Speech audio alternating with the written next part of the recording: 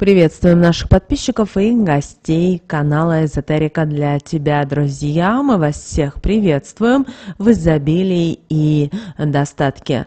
Друзья, сегодня в этом видео мы с вами уделим внимание народным приметам касательно 1 апреля. Поговорим о церковном календаре, поговорим об иконе Божьей Матери, которая в этот день почитается.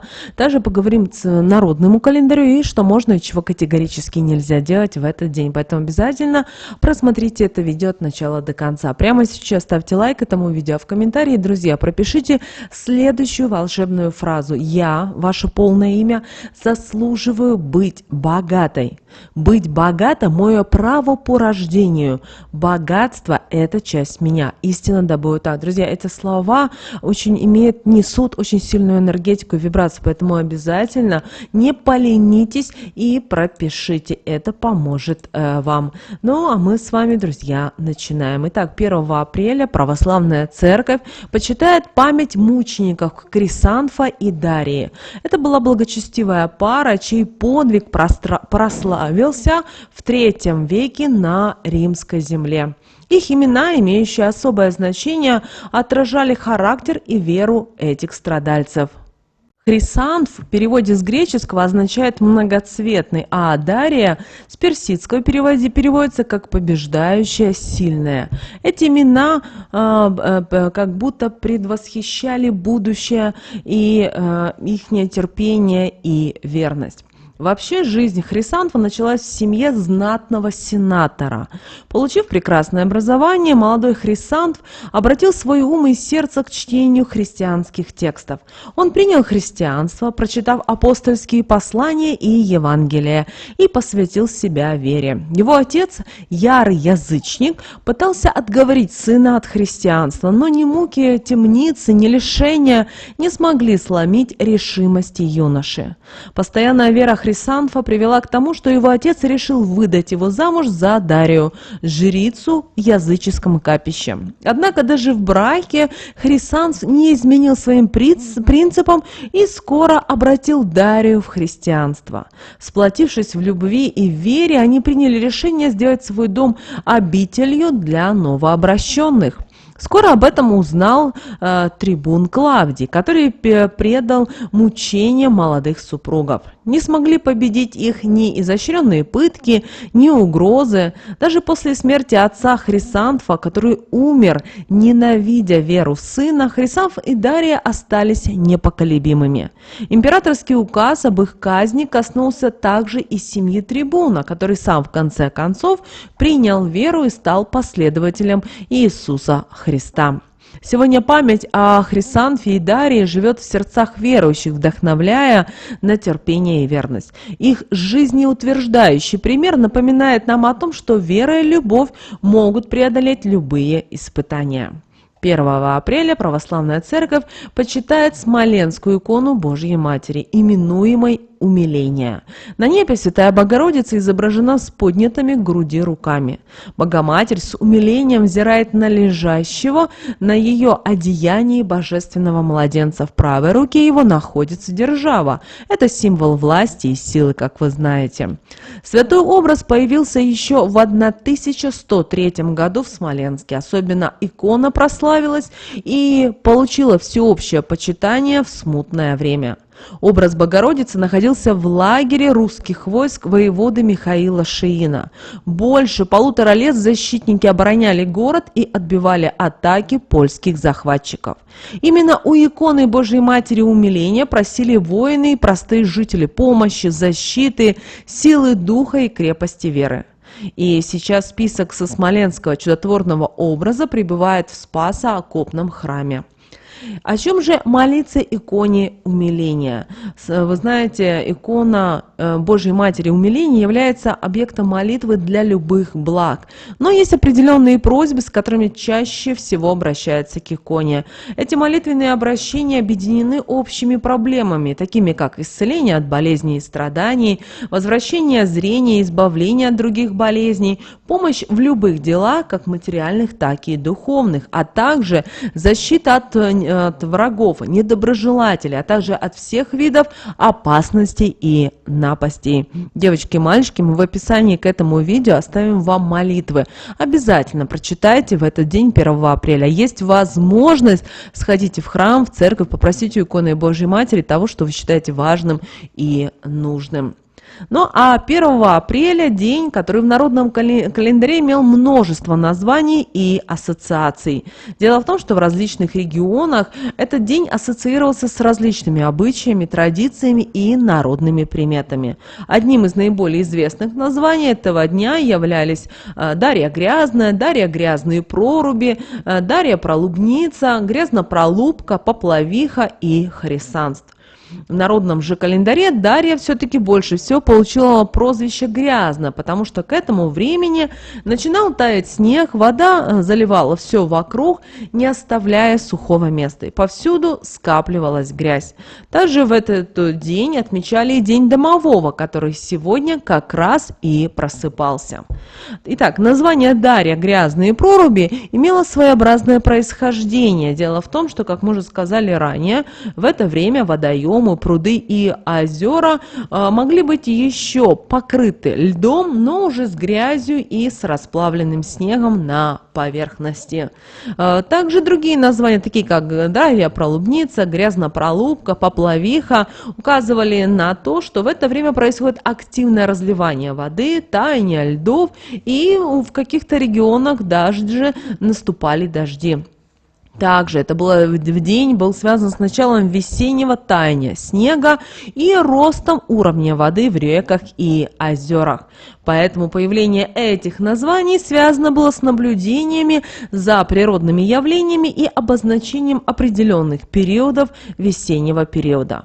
Ну а название Хрисант этого дня было связано с памятью мучеников Хрисанфа и Дарьи, которые чествуются в этот день в православной церкви. Кроме того, обращаем ваше внимание, у нас с вами идет Великий пост, и, конечно же, это имеет очень важное значение для многих людей. Кроме того, в народном календаре в этот день определяли по 1 апреля, какая же будет погода, будет погода именно 1 октября. Также в этот день старались не пачкаться, так как считалось, что тот, кто сегодня, 1 апреля, будет грязным внешне, тот будет и грязным и душой. Одним из таких обычаев этого дня было и беление холстов. Это древний способ обработки и очистки тканей, который проводился именно в этот период. Весна, как вы знаете, это время перехода от зимы к лету, и в этот период хозяйственные заботы становились особенно актуальными у наших предков. И одной из таких забот была подготовка тканей к использованию.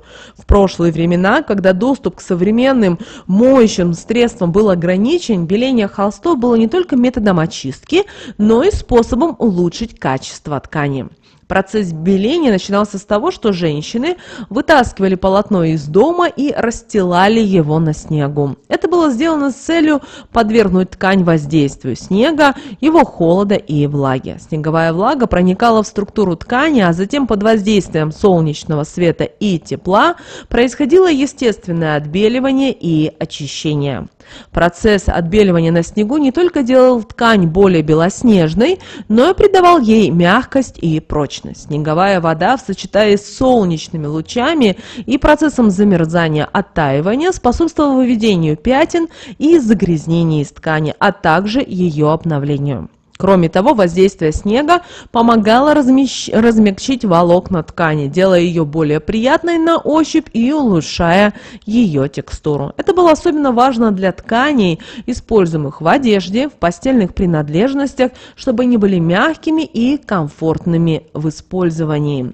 Апрель – это не только время расцвета природы и прихода весенних праздников, но и период, когда мы с вами по старинной традиции радуемся розыгрышам и различным шалостям. Интересно, что эта традиция имеет глубокие исторические корни и связана с верованиями наших предков. Наши предки считали, что именно в это время просыпается домовой дух, обитающий в доме и который заботится о благополучии его обитателей. Чтобы сбить этого домашнего духа духа с толку и защитить себя от его шалостей, люди вели себя так, что будто им самим свойственно было обманывать и подшучивать друг над другом. Таким образом, апрельские шутки стали своеобразным ритуалом, который помогал защититься от неприятностей, которые могли принести домовые. Интересно, что особенно активны в апрельских розыгрышах были девушки. Они верили, что обманывая как можно больше людей, они сбивают домашнего духа с толку и тем самым защищают себя от его воздействия. Более того, девушки верили, что такие шалости помогут им привлечь внимание парней, и те будут водиться за ними, стремясь понравиться и покорить их сердца. Во все времена люди обращали внимание на природные явления и считали их предвестниками судебных перемен и событий. Особенно гадания проводились весной, когда природа пробуждалась от зимней спячки и все вокруг наполнялось жизнью и энергией. И в апрельский день, в частности, люди шли на берег смотреть на воду и гадали по птицам. Согласно древним поверьям, птицы являлись важными предвестниками судьбы. И вот, увидевши одинокую птицу, люди предполагали, что весь год не будет мужского внимания и ласки.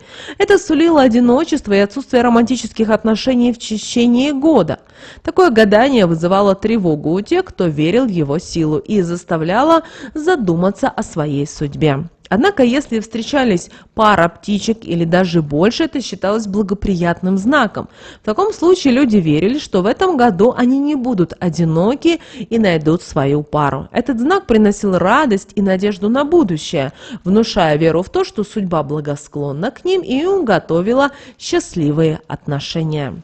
Что же нужно было сделать в этот день 1 апреля? Итак, друзья, 1 апреля, как мы сказали ранее, это день, когда пробуждается домовой.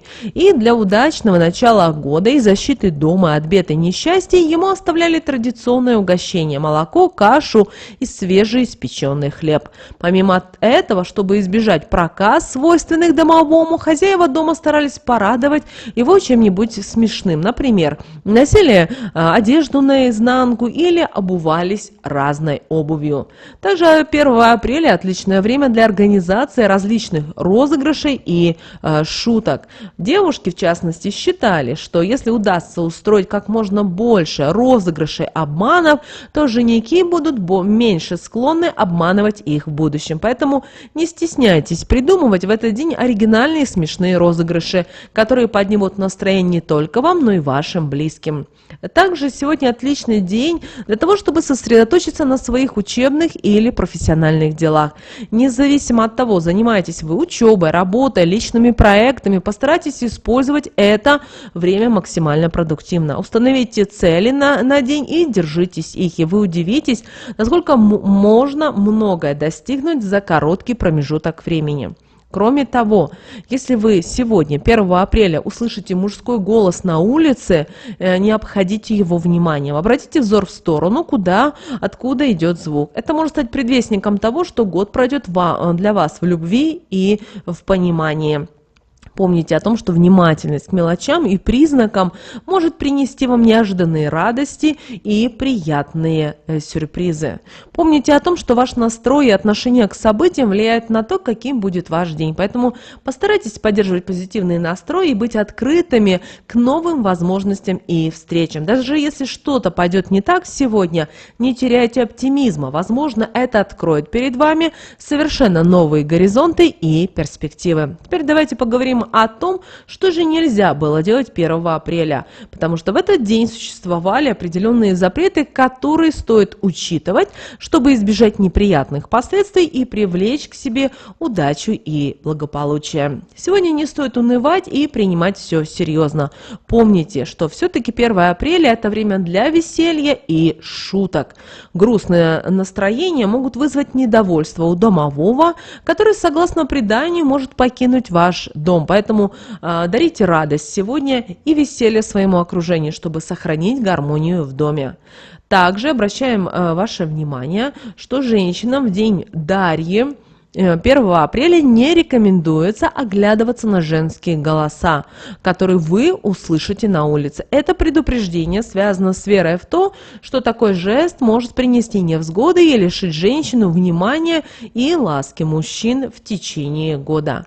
Также в этот день не стоит думать о плохом. Дело в том, что считается, что кто подумает о плохом, тот плохое и привлечет. Также обращаем ваше внимание, что сегодня не стоит ходить и в грязной одежде. Наоборот, оденьте сегодня самую красивую одежду, чистую, и это поможет вам, возможно, привлечь удачу в этот день. Также еще одним важным запретом этого дня, 1 апреля, было запрещено плакать, даже если и это слезы радости. Согласно преданию, как пройдет 1 апреля, таков и будет октябрь.